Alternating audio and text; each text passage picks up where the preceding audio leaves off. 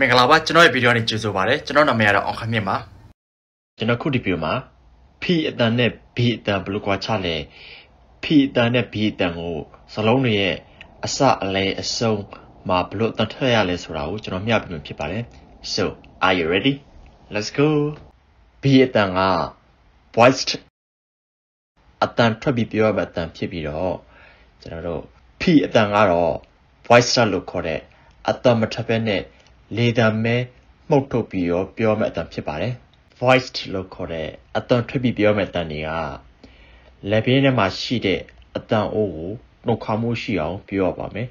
ကိုယ့်ရဲ့လက်နဲ့လက်ပြင်းကိုဆန့်ကြည့်တဲ့အခါမှာလက်ပြင်းရဲ့နှုတ်ခါမှုကိုလက်ကသတိထားမိအောင်ပြောတဲ့အတန်ဖြစ်ပါတယ်ဥပမာ B B V V G G ကျွန်တော်ဒီတန်တွေထွက်တဲ့အခါလက်ပြင်းရဲ့နှုတ်ခါမှုကိုလက်ကသတိထားမိအောင်ပြောရပါတယ်နော်ဒီလိုအတန်တွေကိုကျွန်တော်တို့ voiced အတန်လို့ခေါ်ပါတယ်နော်အတန်ထွက်ပြီးပြောတဲ့အတန်လို့ခေါ်ပါတယ်နောက်တစ်ခုက voiceless အတန်မထွက်ဘဲနဲ့လေပဲမှုတ်ထုတ်ပြီးပြောတဲ့အတန်ဖြစ်ပါတယ်ကျွန်တော်တို့ဒီအတန်တွေကကျွန်တော်တို့မြန်မာစကားမှာမြန်မာအတန်မှာမရှိတဲ့အတွက်ဒီအတန်တွေထွက်တဲ့အခါမှာကျွန်တော်တို့မြန်မာလူမျိုးတွေကောင်းကောင်းပြီးမထွက်နိုင်တာကိုတွေ့ရပါတယ်အဲဒါကြောင့်မို့လို့ဒီဟာလေးတွေကိုတေချာကူးစိုက်ပြီးတော့လေ့လာသိချင်ပါတယ် voiceless လို့ခေါ်တဲ့အတန်မထွက်ဘဲနဲ့လေပဲမှုတ်ထွက်တဲ့အတန်တွေကကျွန်တော်တို့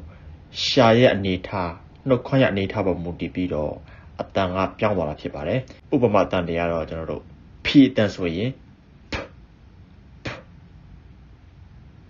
T အတန်ဆိုရင် T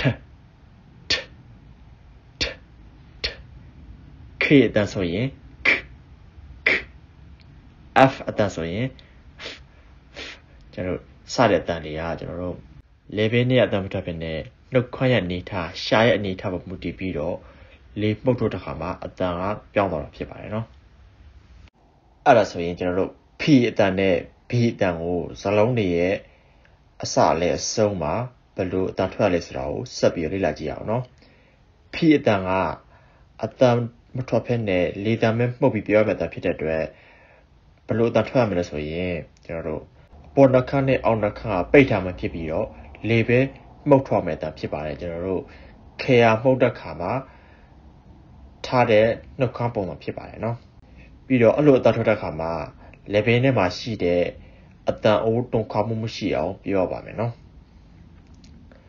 လိုက်ပြောကြည့်ပါနော်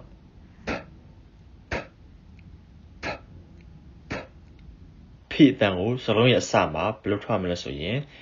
ဥပမာ point pot pack ဒီစလုံးတွေမှာဆိုရင် P အတန်ကိုစလုံးရဲ့အစမှာတွေ့ရပါတယ်နော်ဒီအတန်တွေကိုမြန်မာတော်တော်များများဘယ်လိုမှားပြီးထွက်လဲဆိုရင် point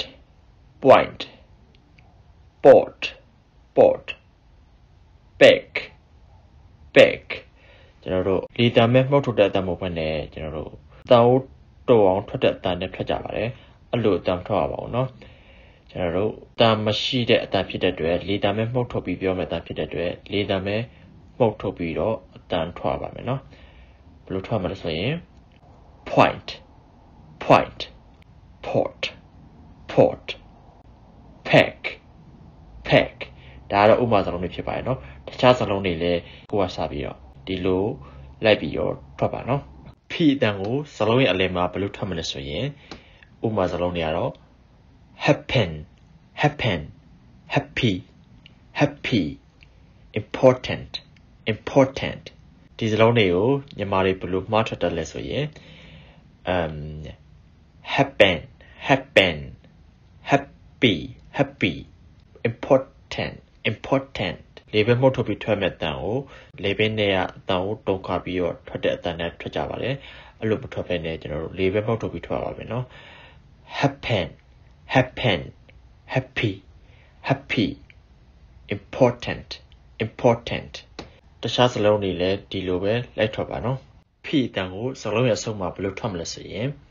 help up keep group ဒီလိုစလုံးတွေမှာတော့မြန်မာတွေဘယ်လိုမှားထွက်တယ်လဲဆိုရင်သူက အဆုံးသက်တန်ကိုမထွက်ဖဲနဲ့ဒီတိုင်းပဲအဆုံးသက်တန်ကိုဖျောက်ပြီးတော့ထွက်ကြတာများပါတယ်နော်မြန်မာတွေကဘယ်လိုထွက်ကြလဲဆိုရင် help help up up keep keep keep group group ကျွန်တော်တို့မြန်မာတော်များထွက်တာအဆုံးသက်တန်တွေပျောက်နေအောင်တွေ့ရပါတယ်နော်အဲ့လိုတွေအဆုံးသက်တန်တွေမပြောက်ခွဲနဲ့အဆုံးသက်တန်ကိုကျွန်တော်တို့ဖီတန်ကလေမှုတ်ထွက်မှတန်ဖြစ်တဲ့အဆုံးမှာလေမှုတ်ထုတ်ပြီးတော့နှာခေါင်းကိုပိတ်ပြီးတော့လေမှုတ်ထုတ်ရပါမယ်နော် help help up up keep keep group group ဟုတ်ပြီနော်တခြားစလုံးတွေမှာလည်းဒီလိုပဲထွက်ပါနော်ပြီးတော့နောက်တစ်ခုကဘီအတန်ကြောင်းဘီအတန်ကအတန်ထွက်ပြီးရောက်မှတန်ဖြစ်တဲ့အတွက်လေပင်နဲ့အတန်ကိုတုတ်ခေါမှုရှိအောင်ပြောရပါမယ်ဘယ်လိုထွက်မှလဲဆိုရင်အပေါ်နှာခမ်းနဲ့အောက်နှာခမ်းကပိတ်ထားပါမယ်ကျွန်တော်တို့ဘီအတန်ထွက်တယ်လို့ပါပဲဘီနဲ့ဘီနဲ့ကအတန်ထွက်တာနဲ့အတန်ထွက်တာပဲကွာနော်ဘီအတန်ထွက်တယ်လို့ပဲအပေါ်နှာခမ်းနဲ့အောက်နှာခမ်းကပိတ်ထားပါမယ်ပြီးတော့လေပင်နဲ့အတန်ကိုတုတ်ခေါမှုရှိအောင်အတန်ထွက်ပြီးတော့လေကိုမှုတ်ထွက်ပါမယ်လိုက်ပြောကြည့်ပါနော် B B B B ဟုတ်ပြီနော် B တန်ကိုစကားလုံးရဲ့အစမှာဘယ်လိုထွက်မလဲဆိုရင်ဥပမာ B B bat bat bat best best best ဟုတ်ပြီနော်ဒီ B တန်ကိုတော့မြန်မာကြီးတော်တော်များများမှပြီးတော့တိတ်ထွက်လို့မရှိပါဘူးဘာလို့လဲဆိုတော့သူကအတန်ထွက်ပြီးပြောမှတန်ဖြစ်တဲ့မြန်မာတွေလည်းအစတွေကအတန်ထွက်ပြီးတော့ပြောတဲ့အတန်ဖြစ်ပါတယ်ပြီးတော့စကားလုံးရဲ့အလယ်မှာဘယ်လိုထွက်မလဲဆိုရင်ဥပမာ problem problem number number public public maybe maybe ပြီးတော့စကားလုံးရဲ့အဆုံးမှာ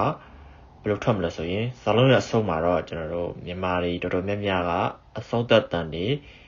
မထွက်ကြတာများတယ်အဲ့ဒါကြောင့်မလို့ကျွန်တော်တို့စကားလုံးရဲ့အဆုံးမှာအတန်ပေါင်းဂူးဆိုင်ပြီးထွက်မှာเนาะဒီတန်ကိုဘယ်လိုထွက်မလဲဆိုရင် tube tube describe describe absorb absorb မြန်မာတွေဘယ်လိုမှတ်ထွက်ကြတယ်လဲဆိုရင်ဥပမာ chew chew describe describe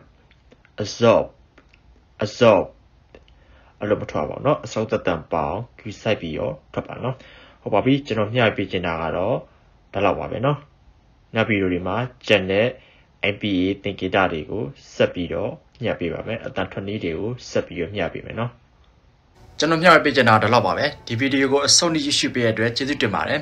ကျွန်တော်ကအခုလိုဗီဒီယိုမျိုးတွေကိုစက်တိုက်မျှပေးမှဖြစ်လို့မို့ကျွန်တော်ရဲ့ YouTube channel နဲ့ Facebook page ကို like တွေ follow တွေ subscribe တွေမလုပ်ရသေးရင်လုပ်ထားခဲ့ဖို့ကျွန်တော်တောင်းဆိုချင်ပါတယ်ဒီဗီဒီယိုကြိုက်တဲ့ဆိုရင်အောက်က comment မှာ like လုပ်ရေးခဲ့ပါပြီးတော့ဒီလိုဗီဒီယိုမျိုးတွေကိုဆက်ပြီးတော့မျှပေးသေးချင်တယ်ဆိုရင်အောက်က comment မှာ yes လုပ်ရေးခဲ့ပါ so see you in the next video bye bye